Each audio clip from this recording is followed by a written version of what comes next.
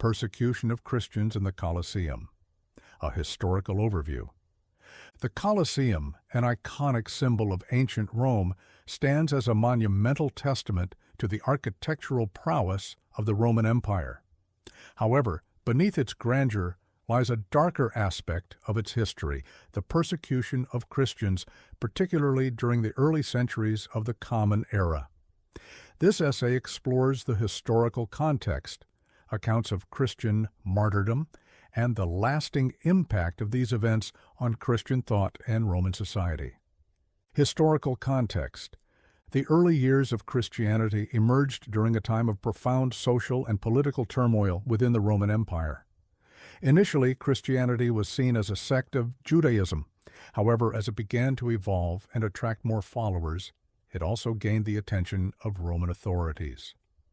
The rise of Christianity coincided with the decline of traditional Roman religious practices, leading to tensions between paganism and the new faith. The Christian refusal to worship the Roman pantheon and the emperor was often viewed as an act of rebellion, undermining the very foundations of Roman identity. As a result, Christians became scapegoats for various societal issues, including natural disasters, military losses, and economic difficulties. This environment fostered widespread persecution, often culminating in violent spectacles in public arenas, including the notorious Colosseum. The role of the Colosseum in Christian persecution. The Colosseum, also known as the Flavian Amphitheater, was completed in 80 A.D. and became a central site for public entertainments, including gladiatorial contests, animal hunts, and executions. While there is much debate among historians regarding the extent to which Christians were executed in the Colosseum specifically, various accounts indicate that they were subjected to brutal forms of torture and death in this arena. Historically, emperors such as Nero are infamous for their persecution of Christians. After the Great Fire of Rome in 64 A.D., which many believed Nero himself had instigated, he blamed Christians for the disaster. This led to public executions, where Christians were reportedly burned alive, crucified, or killed by wild animals. Although the Colosseum itself was not constructed until later, it embodies the broader trends of violence against Christians, particularly as similar events occurred in various arenas throughout Rome. One of the earliest recorded accounts of Christians being martyred in the Colosseum comes from church fathers, such as St. Ignatius of Antioch and Tertullian. They wrote about the bravery of Christians facing their deaths and how these acts of martyrdom galvanized the early church. The spectacle of martyrdom served not only as entertainment for the Roman populace, but also as a powerful statement of faith and resilience for Christians, inspiring future generations. Accounts of martyrdom. Numerous accounts describe the fate of Christians during these violent spectacles.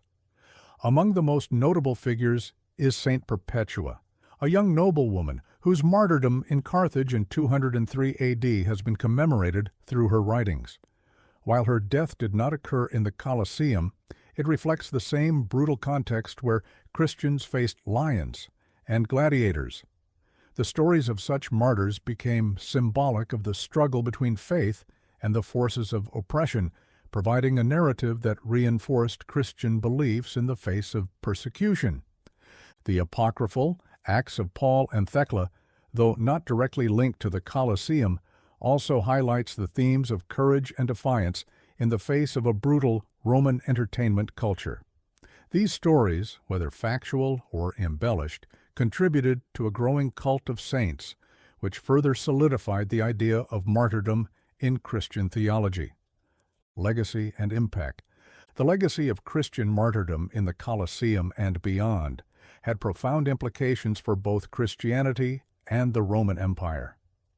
For Christians, tales of martyrdom became a source of hope and inspiration. They demonstrated a transformative power of faith that transcended the fear of death.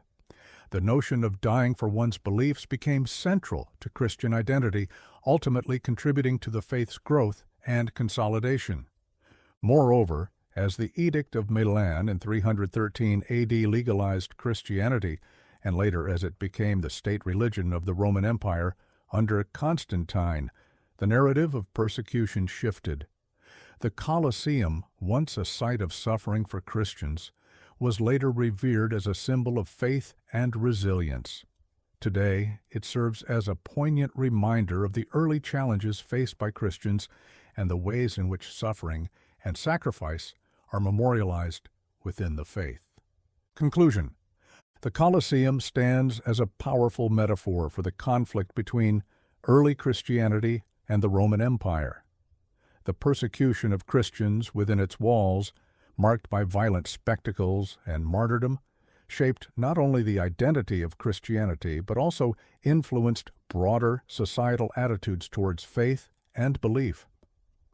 As we reflect on this dark chapter of history, the stories of those who suffered continue to resonate, offering lessons on the resilience of belief and the enduring complexity of religious history.